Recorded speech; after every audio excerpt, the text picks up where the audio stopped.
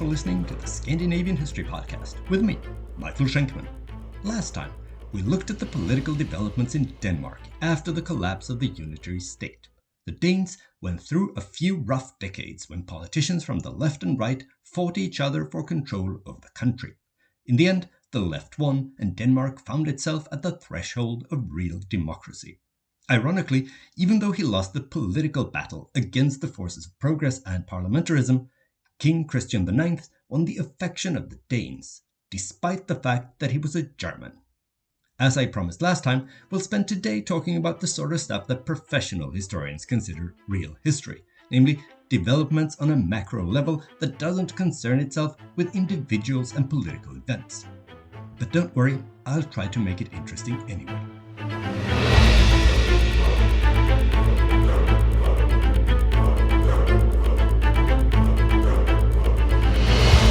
Episode 135, The Great Plot Twist.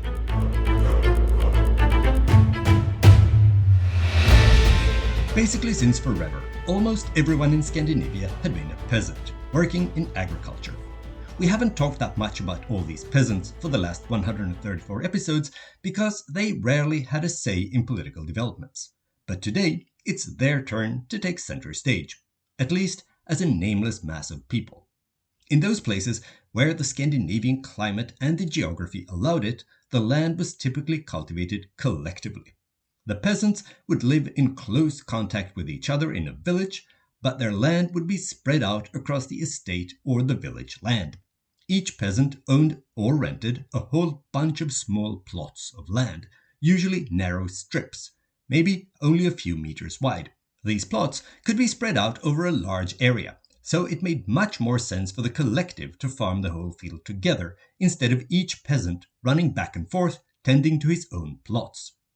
Every time the village decided to start cultivating a previously untouched piece of land, it was divided up among the peasants in the village, increasing the number of plots.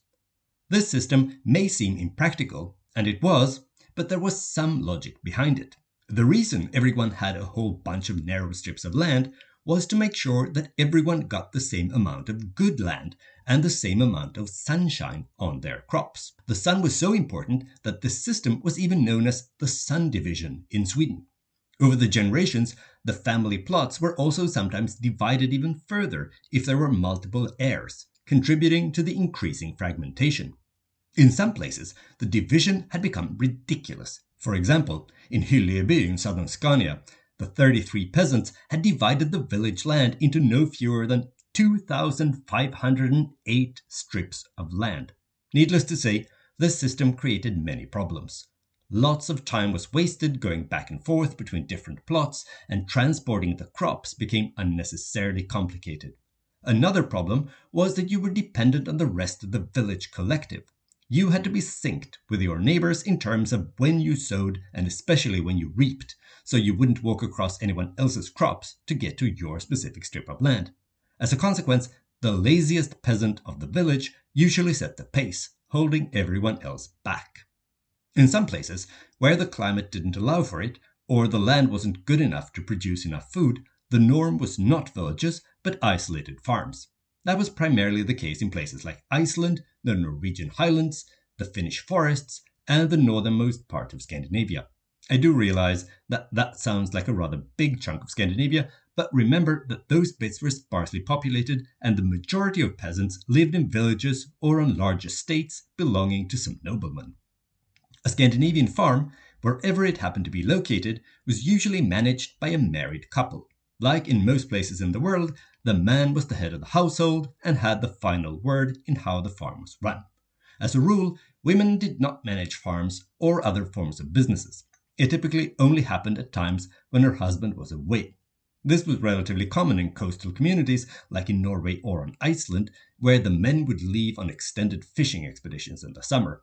But women would not manage farms permanently unless they were widows. But even then, the most common thing was to get remarried, since running a farm was a lot of work.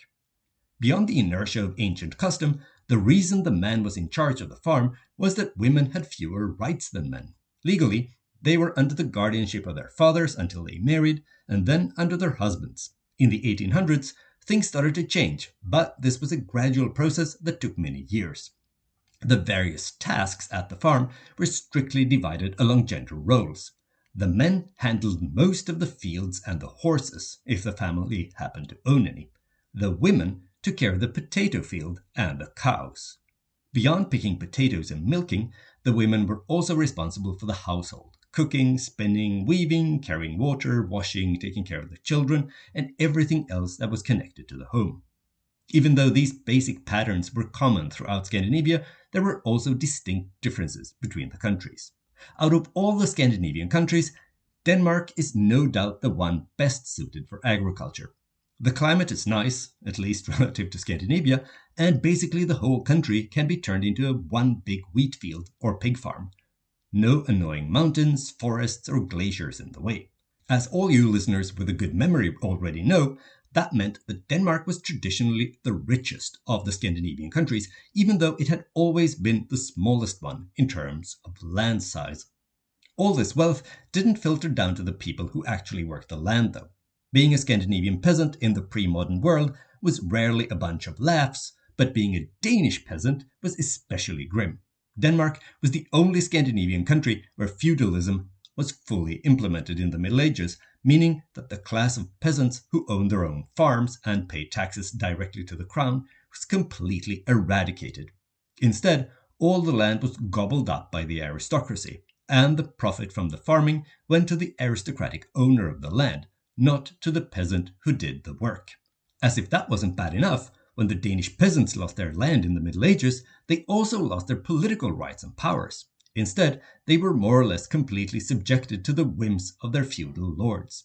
In the other Scandinavian countries, a large group of peasants managed to hang on to their land, and so unlike their Danish counterparts, the Swedish and Finnish peasants were allowed to send representatives to the Riksdag, where they had an estate of their own. Also in Norway, which was in union with Denmark, the peasants held on to their land, perhaps because the nobility there was small and relatively weak. Norway didn't have a parliament, though, so Norwegian peasants had no say in national affairs. But the Norwegian peasants did exercise a certain amount of autonomous power at the local level through local and regional things. Predictably, the fact that the Danish peasants had no say in politics meant that a number of laws were passed restricting their lives. Over the years, this resulted in a situation where the Danish peasants were practically reduced to the status of serfs. They were forced to stay and work at the noble estate where they were born. They had no legal rights to leave the estate, either to seek other employment or just to travel, unless the aristocrat who owned the estate gave his explicit consent. But if the aristo who owned the land decided to move the peasants who lived there, he had every right to do so. He could even swap peasants with some other nobleman if he felt like it. In addition, there were various fees that the peasants had to pay, and certain unpaid work they were obligated to carry out for the landowner. Up until the 18th century, the aristocratic landowners also had the right to punish his peasants if he felt they didn't behave properly. He could also send them off to fight in one of Denmark's many wars. With time, the legislation was eased somewhat, allowing Danish peasants to move into town.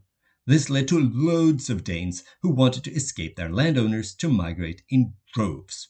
You can get a sense of how horrible Danish aristos were to work for by the fact that by the year 1800, no less than 20% of the Danes lived in cities and towns. That's a level of urbanization that Sweden didn't reach until 100 years later. As more and more Danish peasants left to find work and relative freedom in the nearest town, the productivity in the agricultural sector dropped. It became so bad that the continued supply of sufficient food to feed the population was in danger. You might have thought that this mass flight from the countryside would have made the Danish nobility reconsider the way they treated the people who worked their land. But no. Instead, the aristocrats petitioned the king to strip the peasants of this right to leave their place of birth again. But, fortunately enough for the Danish peasants, the king had another solution in mind. Or actually, it wasn't the king, but rather the regent, Crown Prince Frederick, because this all happened during the reign of crazy King Christian VII. Anyway, Frederick thought that instead of forcing the peasants back into semi-slavery, it would be a better idea to increase productivity by giving the peasants incentives to work more. Why, he asked, would a peasant work hard when he didn't get to enjoy the benefits of his hard work? The crown prince actually felt strongly about this. He thought agrarian reform was important, both to increase the overall productivity but also to improve the lives of the peasants. Frederick aspired to be an enlightened monarch, meaning that he wanted to make life better for his subjects, just not give them political rights. As a part of Frederick's reforms, the Danish form of serfdom was abolished in 1788. Now the peasants were free to move. Kind of. They still had to stay in their home parish as a part of the recruitment system for the army. It wasn't until the general conscription was introduced in the June Constitution of 1849 that the restrictions on movement were removed completely.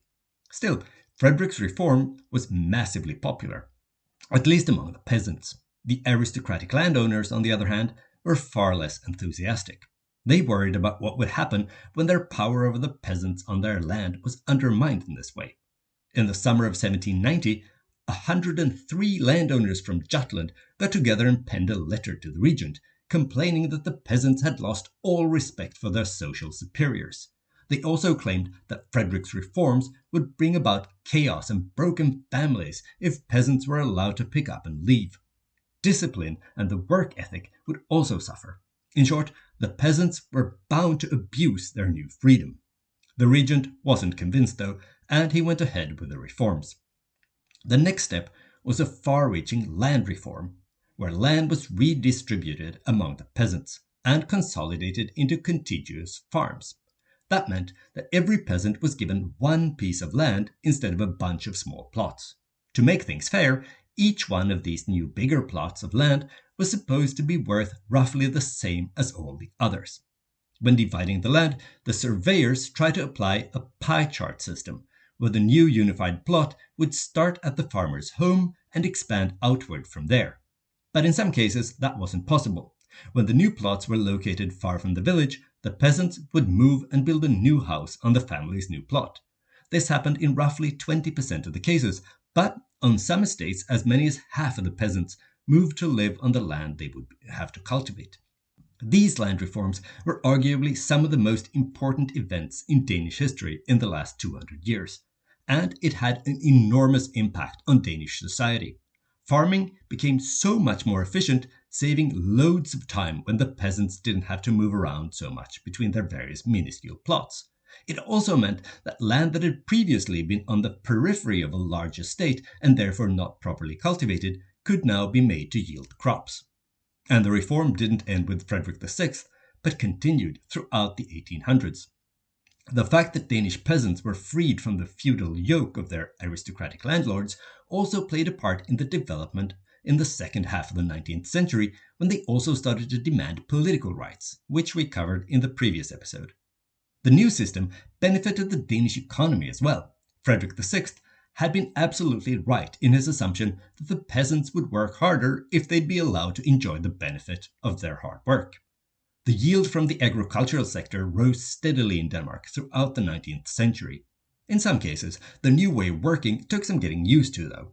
In the past, all the peasants on the estate had worked together, but from now on, everyone worked for themselves. But even though this could feel strange to begin with, it soon strengthened the sense of private property and personal responsibility. And together with the fact that your profit was now directly dependent on you and only you, it led to the peasant working harder, producing more. Even the aristocratic landowners benefited from the reforms because the value of their estates increased together with the agricultural output of their tenants. This effect became obvious already in a decade or two, so the aristocratic opposition to the land reforms quieted down fairly quickly. After all, money talks. Dough is better than deference. But there was one category of people who didn't benefit from the reform, and that was the poorest part of the peasant population, those who didn't have any land to work on. In the past, they'd enjoyed a certain protection since they'd been the local nobleman's responsibility. Also, they'd been able to let their one goat, or whatever they may have had, graze on the common fields belonging to the estate. But when all the land was divided up and redistributed, all the common land disappeared. And when everyone had his own farm to look after, these poor people who didn't have any farm at all were left outside the system. Effectively, The peasant population was now divided into two classes: those who had access to land and those who didn't. The peasants who did get a new plot of land of their own exploited these poor landless neighbors as cheap labor when they established their new farms. In some cases, these poor peasants were given leftover plots in the worst spots of the estates, often land that couldn't feed a family. Starvation wasn't uncommon among them, and in the winter and spring, the weak, primarily young children, would sometimes succumb to malnutrition and die. As a result, these landless peasants had to work for food at the new farms. These poorest of the peasants only exchanged the aristocratic feudal lord for their local farmer, who was now lording it over them, bossing them around. In theory, they now had the right to move away, but in practice, that was often impossible, since it would be tricky to find work elsewhere. In future episodes, we'll talk more about the options open to these, the new underclass of rural Denmark. Denmark wasn't the only country where things were happening on the agricultural front in the 1800s. Also, Norwegian agriculture grew in the first half of the 19th century, driven primarily by population growth, which led to poverty and social unrest.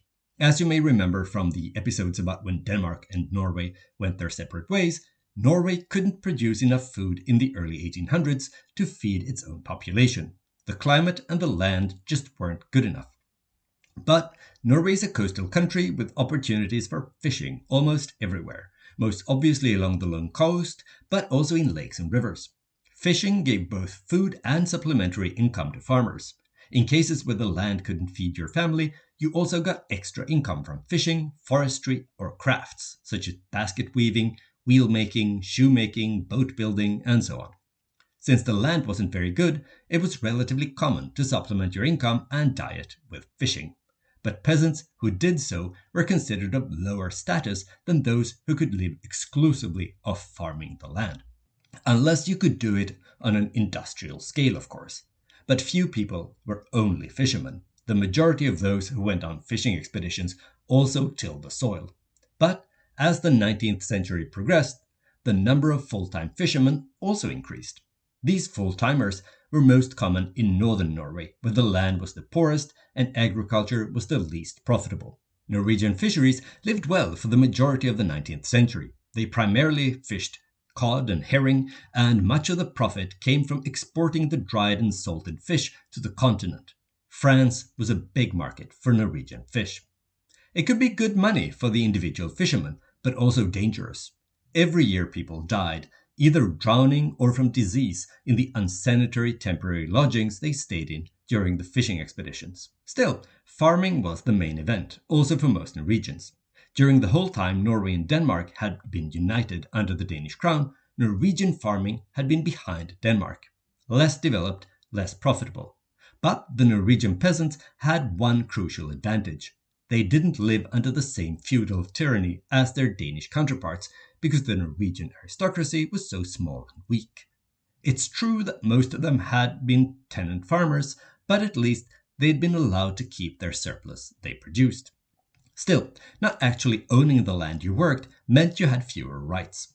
One such right, introduced in 1814, was the right to vote in national elections. As a tenant farmer, you were also not allowed to exploit any forests that weren't on the land you rented, and until the mid-1800s, tenant farmers over 18 also had so-called service duty, meaning they could be forced to move away to enter into service at someone else's farm.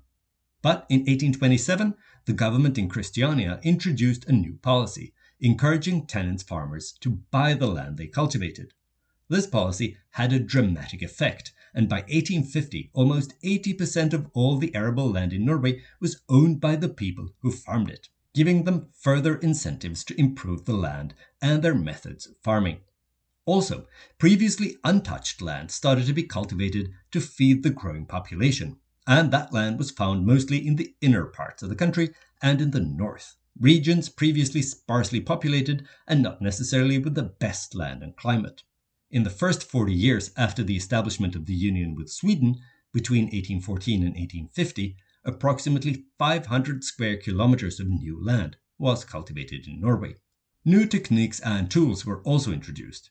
Drainage of fields improved, better and stronger plows and harrows were also introduced. Moderate mechanization and crop rotation was implemented.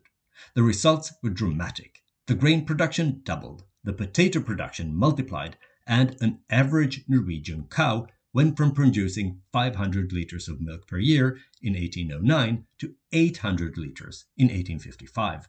That meant that Norway was approaching self-sufficiency in terms of food production for the first time in living memory, and more Norwegians ate better than ever before. But the really big change came after 1850. That's when the Norwegian government started to implement the so-called Great Transformation. This was a land reform of the same kind that had been introduced in Denmark a few decades previously, when small plots of land were merged and the land divided between the farmers in a more rational way. The first law attempting to end the so-called strip farming system, where the farmers owned a number of narrow strips spread out over a large area, was actually passed by the Storting as early as 1821. Local commissioners were tasked with calculating the value of the land in the villages and redivide it in a fair way among the local peasants. But the initiative was met with distrust by the locals, who especially disliked the idea of moving away from the cozy village to an isolated farm that was close to the farmer's plot of land, but was remote from everything else, including friends and family. It wasn't until the Storting had to pass a new law in 1857 that the process started to speed up and yield results. From 1865, the population in the countryside also started to stabilize and stop growing. The reason for this was, again, just like in Denmark, that the poorest agrarian population now started to have options. They could move into town to get a job in a new factory or other business as industrialization sped up urbanization. We'll talk more about that next time. In the first half of the 19th century, Norwegian towns and cities hadn't grown all that much, because the crisis of export caused by the war against Britain had lingered. During the war, the Brits had started trading with Canada instead of Norway, and it had proven difficult for the Norwegians to break back into the British market after the war. But in the second half of the 19th century, things started to change. A handful of towns blossomed, mostly thanks to fishing exports, primarily Bergen and Stavanger, but the biggest development could be seen in Christiania. But unlike other towns, the growth here wasn't driven only by the expanding economy. Instead, the capital grew thanks to newly established administrative functions. In the 1830s, Christiania passed Bergen and became the largest city in Norway. Still, it wasn't a large city compared to many other European capitals. In 1845, Christiania still had just over 30,000 inhabitants. Only a handful of houses had more than 2 stories. The streets didn't even have numbers until 1840. If we now turn our attention eastward, we can note that much like in Denmark, already in the mid-1700s, some Swedes started to argue for a reform of how the land was cultivated. Like in so many other places, the Swedish farmers had several small, narrow strips of land, which made it inefficient and time-consuming to work them. Just like in Denmark and Norway, the idea was to redistribute the land, giving each farmer one continuous piece of land, corresponding to the combined size and value of his previous scattered lots. The reformers assumed this would lead to larger yields and therefore larger profits. In 1741, a surveyor and engineer with the unfortunate name Jacob Faggot presented a report to the Swedish Royal Academy of Sciences where he suggested a land reform along these lines. Faggot's report was well received, and already in 1749, the Riksdag passed the so-called Great Partition Act, mandating the merger of these collectively farmed narrow strips of land into larger units that should then be redistributed and farmed more easily and with greater yields. But the implementation was slow, since the law required a consensus among all the farmers with a stake in the village lands to agree to the village being redivided. As you can imagine, there were few villages where there wasn't at least one peasant who objected. It was especially tricky to convince the peasants that some of them had to switch smaller, better plots of land for larger plots of land of poorer quality.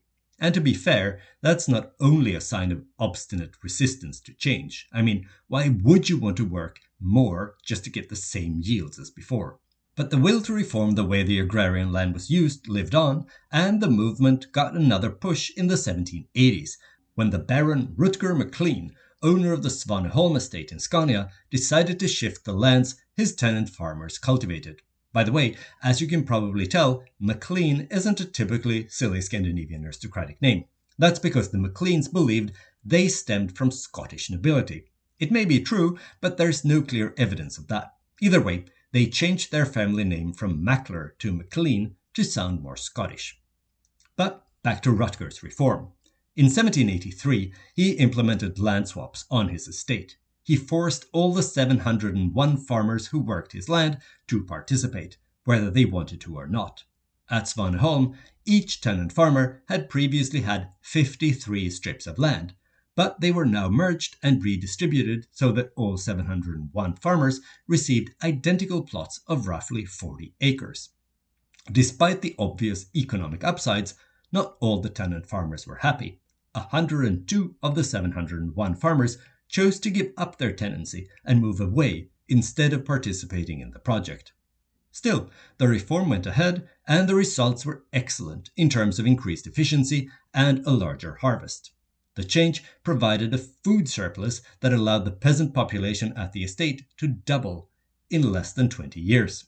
MacLean's success inspired the government in Stockholm to introduce a new and more radical land reform law in the first years of the 1800s.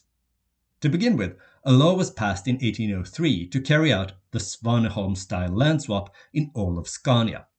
Financially, this reform was just as successful as MacLean's private initiative had been, largely because the farmland in Scania is of a relatively high and uniform quality. But it had far-reaching consequences for the lives of the peasant population. Unlike in Denmark, where the authorities had tried to keep villages intact as much as possible, the Swedish reform was more brutal. It forced the villagers to move their farms from the village to the land they had been allotted, which signified the end of traditional village life. It even meant the end of the physical villages. They disappeared. Instead, from now on, the landscape was dotted with isolated farms. And here and there, a church stood alone, seemingly in the middle of nowhere, as a clue to where the old village had once been located. Amateur psychologists have drawn all kinds of conclusions about how the sudden and almost complete isolation affected the Swedish psyche. I don't care to speculate about the inner lives of the Swedes, but what we know for sure is that the agricultural output in Scania doubled in a few years. Encouraged by this success, the government decided to expand the reform to the rest of Sweden in 1807.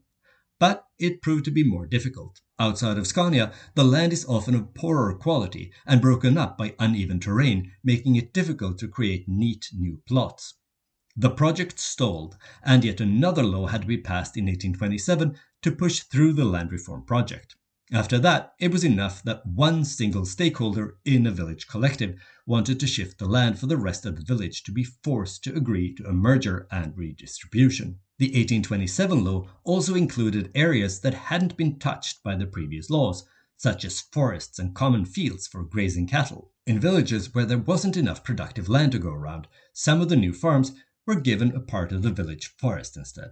Even though Finland was still under the Swedish crown when the 1807 law was passed, there wasn't enough time to implement the reform before the Russians invaded and took over.